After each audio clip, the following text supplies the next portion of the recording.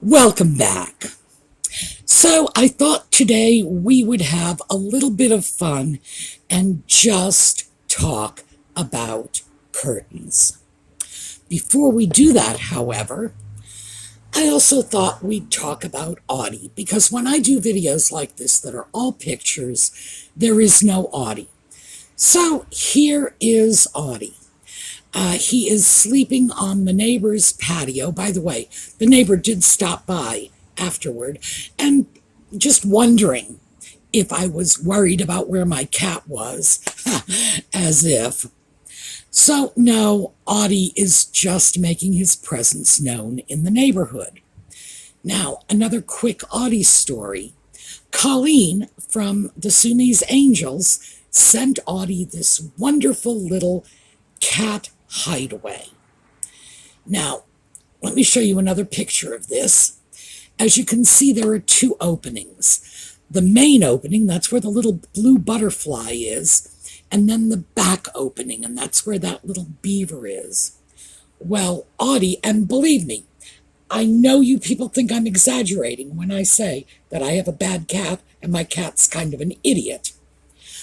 Audie began crawling into that little back opening where the beaver is. He would get halfway through, stick his head and his front paws out the main opening where the butterfly is, meanwhile leaving his rear end, his rear paws, and his tail sticking out the back opening where the beaver is. And he ran around the house wearing it like a dress. Now he did this for 2 days. Not continuously, of course. He would climb out of it, but then he kept getting back in and putting his dress back on. And he wanted me to let him out of the house like that. I suppose he wanted to show off his new dress to the neighbors. I was convinced they would laugh at him, so I said no.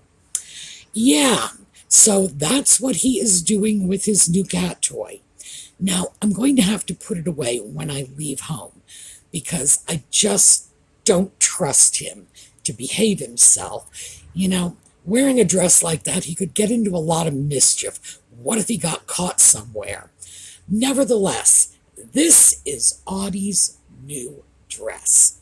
So, that's it for Audie News. When we come back, we are going to go straight into curtains.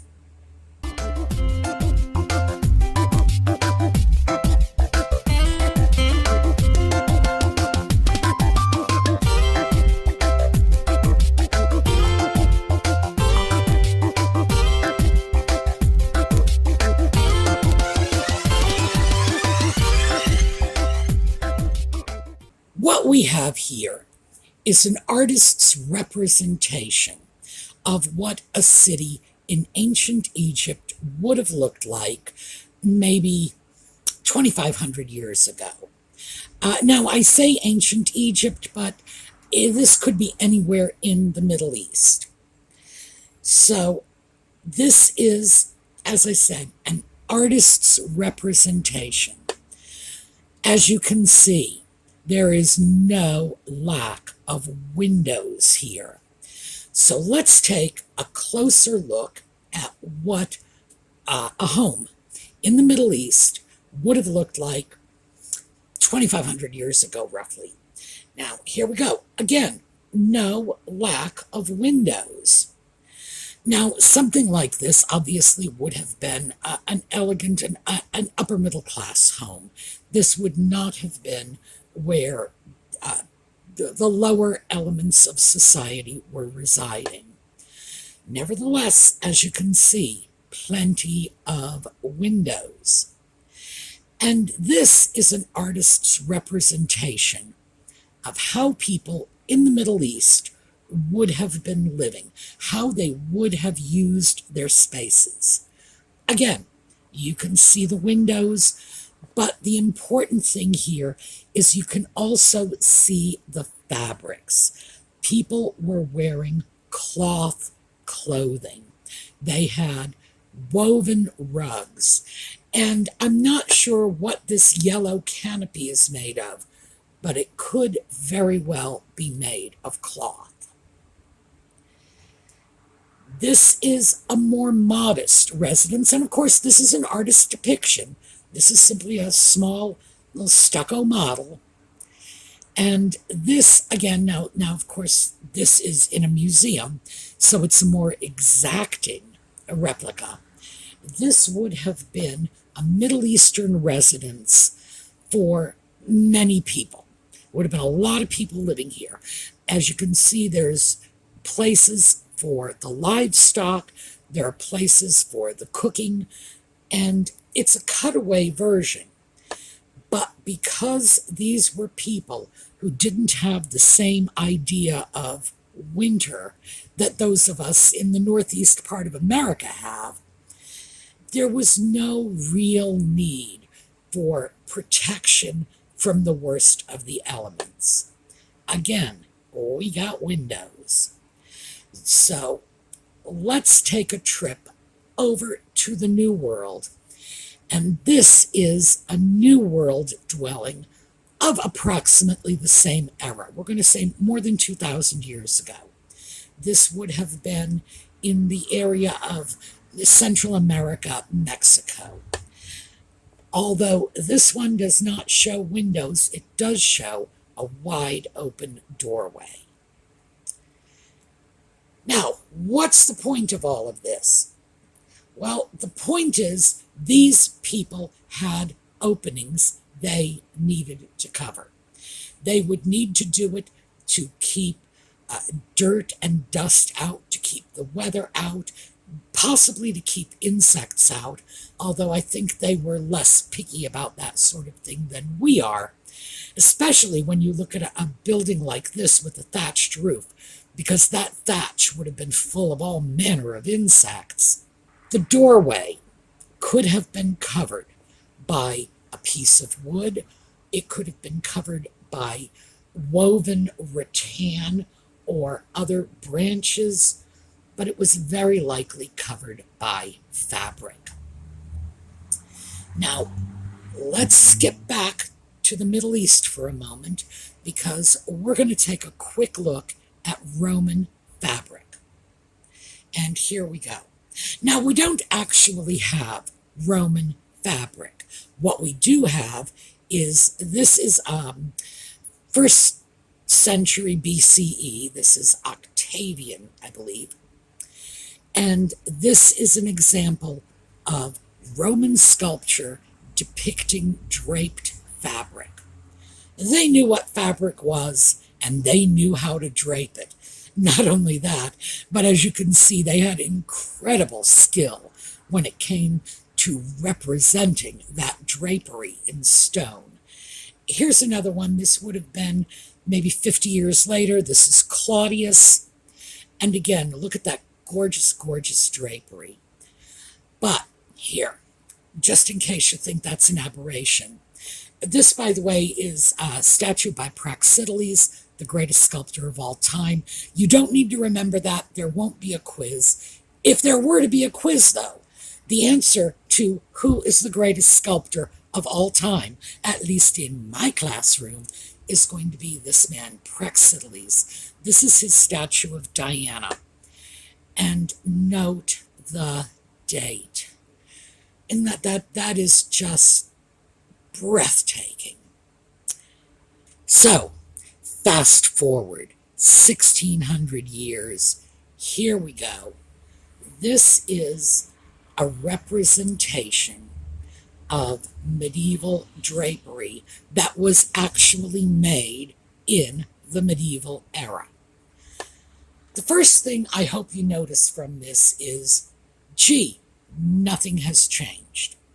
And we have gone 1,700 years. If you look at those dates, yes, it's more than 1,700 years into the future, and we are still working with fabric in the same way, creating these beautiful folds, this beautiful drapery. And remember, this is a contemporaneous illustration.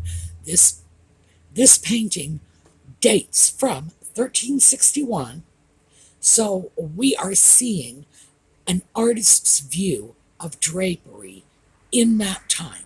He's showing you what he's seeing. This one, however, is not from 1361 or even close. This is an illustration of medieval drapery that was probably made in the 18th century. By the way, I'm guessing on that. I could not find a good date for this image, but it is certainly later. What it is showing us is curtains, drapery. And mind you, the term drapes and drapery comes from the way the curtaining fabric was draped in front of the windows, or in this case, the doorways.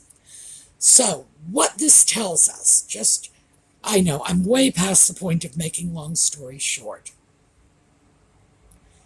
Virtually from the moment that we created housing as a people, as humankind, we were using fabric to cover our doors and windows. And very little changed over the millennia until, of course, we end up with this. So what I wanted to show you, aside from the obvious history of this has been with us forever, for all practical purposes. So when we start to look at draperies, at curtains, what we have is a vast and largely unchanged history. And that leads us in to where we're going with this. We are going to take a look at some different styles of curtains and draperies. And for our purposes, I'm showing you the era when curtains and draperies hit their peak. The pictures we are going to see are 18th and some early 19th century. So what we're talking about is roughly 1750 to maybe 1850. So let's enjoy. This one is beautiful. We have a stack of windows here. We have 3 windows.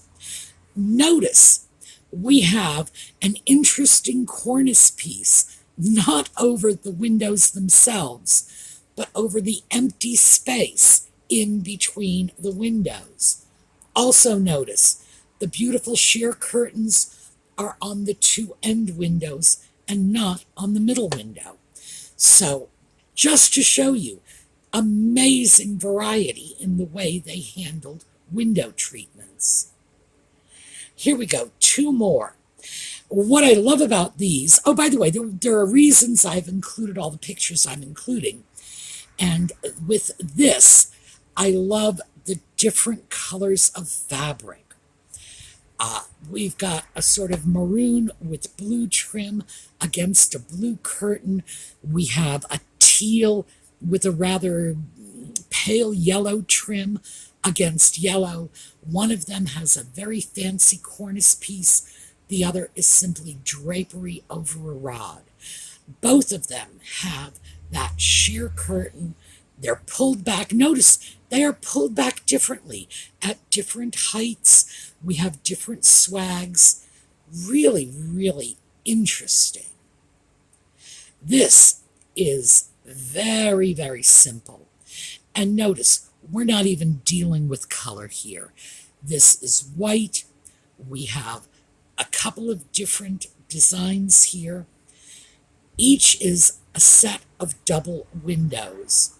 But notice the way they've interpreted this differently on each of these 2 pair of windows. One of them, again, has that little pediment over the empty space between the 2 windows.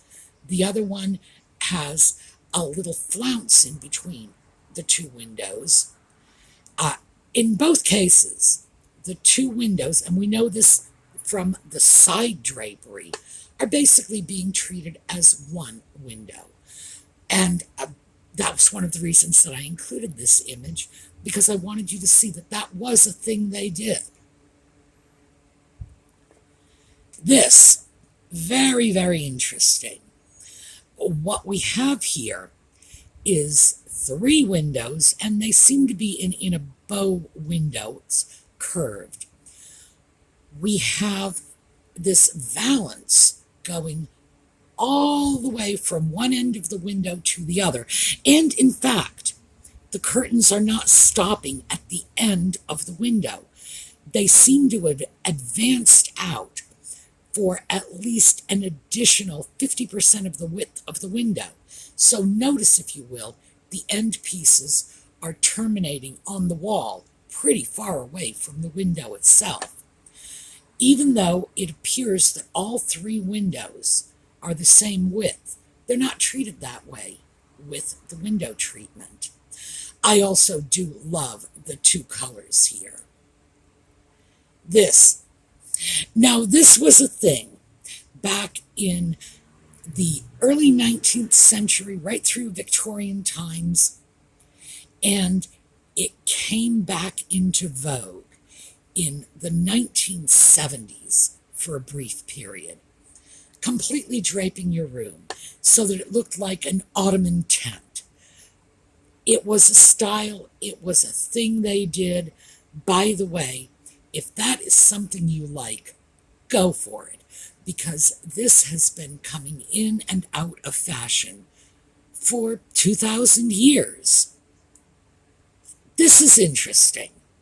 Now, I included this even though I do not know for a fact that these curtains are covering windows. I just really liked the fact that the sides are gathered up a little to create this interesting drapery, and it's highlighting a seating nook around a fireplace. That is something that, my goodness, you could do that with a scrap of fabric and a needle and thread and maybe 20 minutes. It's a really, really simple drapery technique. Very, very effective, though. Here we have two windows. This, by the way, is early 19th century. We are not quite Victorian, but we are getting there. And notice, you can tell, especially from the window on the left, because what we're seeing on the left are the emblems of Imperial France. That is Napoleonic era imagery.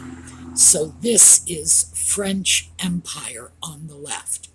As we look at the piece on the right, we can see it's a little more fluffy, a little more frilly, a little more moving toward English Victorian than quite that French Empire. But notice, great similarities. They both have these wonderful cornice sections. They both have curtains underneath the main draperies and pull-down shades. So notice the cafe curtains are covering the bottom of the window.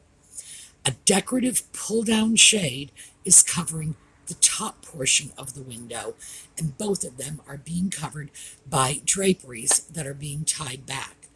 Very nice.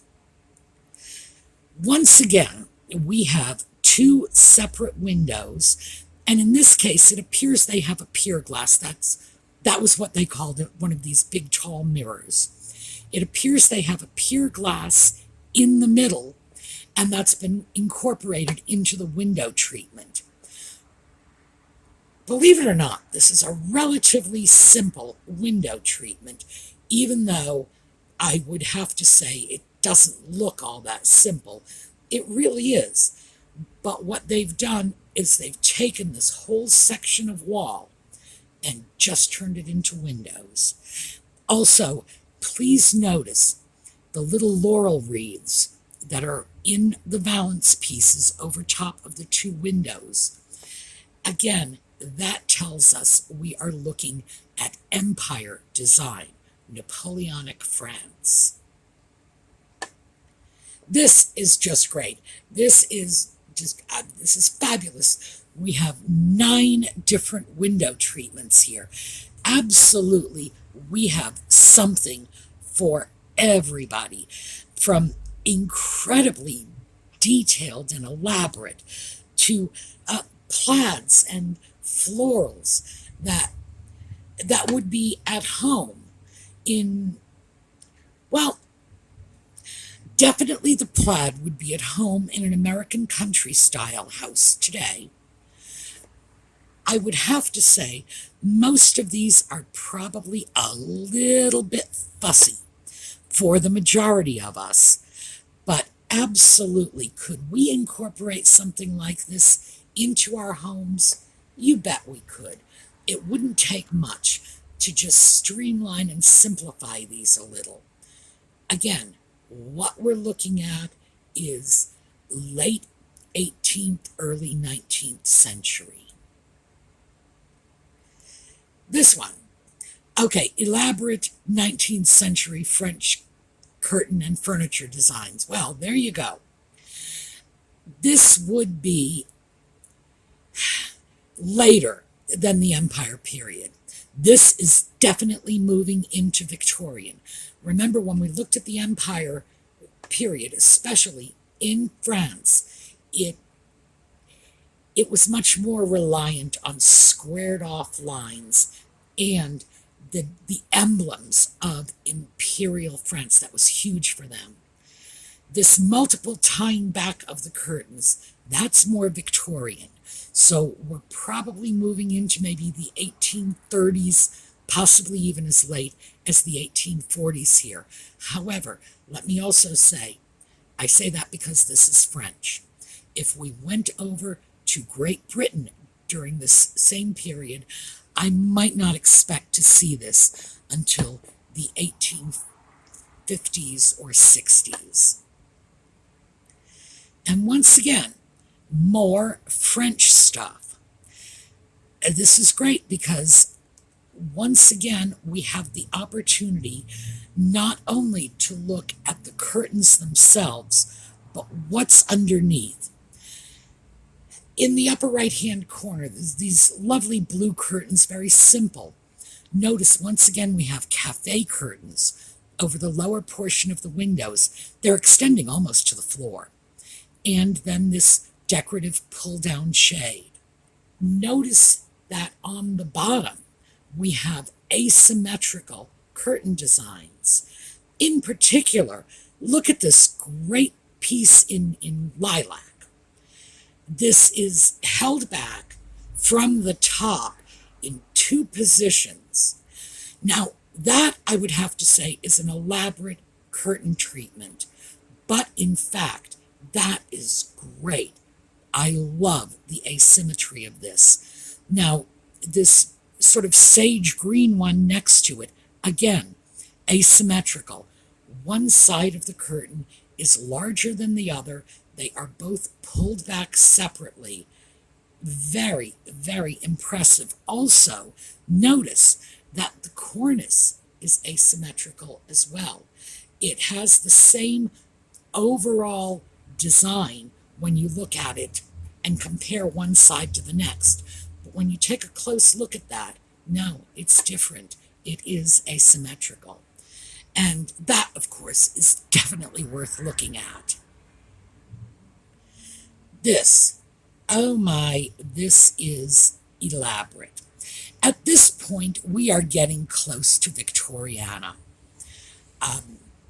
The purple and gold, we have the cornice, which has this wonderful pediment on top, plus the drapery, and it looks like we have at least 3 layers of fabric here. Really great, great stuff. I am hoping this is sparking ideas for you. Here, this is lovely. Now, this would have been early 19th century. Beautiful. The curtains themselves are extremely simple. And even that valance on top is relatively simple. This is something that could easily be made with a long rectangular strip of fabric. Throw some fringe on it and gather it up strategically, and that's what you've got. And by the way, that's what all of these cornices were originally designed to look like. They were designed to suggest that someone had simply thrown a bit of fabric over the top of the window and gathered it up artistically. Now, we all know that these days that's just not how it's done at all. On the other hand, you could go to a drapery maker and they could show you how to do that, because that is something that is still done today. Oh, here we go. Once again, we have very simple curtains. I wouldn't even go so far as to call them draperies because they appear to be sheer. They have all of their interest coming from this amazing valance. And if you look at the fabric in the valance, it's just a very simple strip of fabric pinned across the top of the window with a couple of little swags running down the sides. And all of the elaboration is coming from these cords that are strung from I'm going to assume they are nails holding the fabric in place up to a central nail at the top. It's all the way the cord is put together. And other than that, this is remarkably simple. Once again, we have a wonderful asymmetrical window treatment here. The draperies themselves, the two sections of cloth on either side of the window, very symmetrical. But the top, here's where we have the difference. Now, with the swag going over the top of the window, what we have is the left-hand side is being held in place with a ring. The right-hand side is being held in place with something else. Not 100% sure what that is. I am just going to say a placeholder of sorts. Let's just call it a large decorative nail, for lack of a better term. And underneath that valance, we have another piece of fabric. It's shorter on the left side than it is on the right, and it creates this wonderful asymmetrical view. Very, very interesting. That's something that, although I'm not going to say it would be easy to replicate, you could replicate that today. Oh, and this one. Color. That's what drew my eye to this one. We have these beautiful sort of pinky mauvey draperies on either side of the window, and then the shock of blue and the shock of white on top of it. This is beautiful. Now, this is the sort of drapery treatment that you would probably go to a professional to get. But I have to say, that's striking. Here we go. Yet another one of our multiple windows treated as one. This is something we see a lot of today even. Not the elaborateness of the cornice and the valance and so on, but we do see people putting draperies on either end of the window. So the drapery is running down the right side, the left side, and then there is a valance stringing it all together. Actually, this is a very nice design. Oh, and here. This is interesting because what we have here is a set of French doors. And notice the cornices on top of the window are bowed so that you can open the doors inward without impacting the curtains. So, in other words, the curtains are not flat against the wall. They are sort of extended around the swing of these opening doors. Very clever. I have not seen that done today. This is nothing but sheer lace curtains and a very pretty cornice and valance. really nicely done.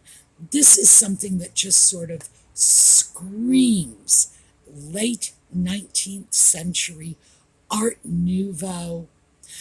In reality, this is probably a design that came from the early 19th century instead. But, gee, very impressive, but when you pick it apart, it's actually remarkably simple. As is this one. This is a large swag of fabric coming down one side of the window with a matching valance on the top, and then a sheer curtain that looks like it might be a dotted Swiss on the other side. Very asymmetrical, but still very, very formal. I thought we'd take a quick look before we finish up at a couple of valances. Now, these are cornices and valances. What they are is sections of fabric that are draped or pleated over a squared off box that's going to fit the top of the window. And you can see that we do have the wood of the box showing through. It's been gilded in both of these, or, well, gilded and painted. I think that's what we're supposed to take from this, because of course these are illustrations. They're not actual photographs. And it just shows you that you put something like that on your window, you can put almost anything you want underneath it, or quite frankly, nothing at all underneath it. And boy, your windows are going to look spectacular. So let's take a look at our final. The reason I saved this for last, because this is our same time period. This is Monticello. The reason we're taking a special look at this is Thomas Jefferson, who was a man who dabbled in all kinds of things. He dabbled in architecture, in farming, and frankly, in curtain design. Monticello made a point when they restored the mansion of using Thomas Jefferson's own curtain designs everywhere they could. And this super simple window treatment is one of Jefferson's own designs. So I thought that was where we would close off, because quite frankly, we have seen the most elaborate stuff imaginable. And here, from this very same period, you know, that's a bedsheet and a staple gun, frankly. So, that's what I have for you today. We have followed the curtain from a scrap of Lord only knows what to keep the dirt and the wildlife out of one's dwelling, right up to what I consider to be, and mind you, personal opinion, what I consider to be the absolute pinnacle of window drapery and curtain design in the late 18th and early 19th century. And we finished off with a little ultra simplistic Americana. So we are going to take a look at a slideshow on the way out, and I will see you all tomorrow. Have a terrific day.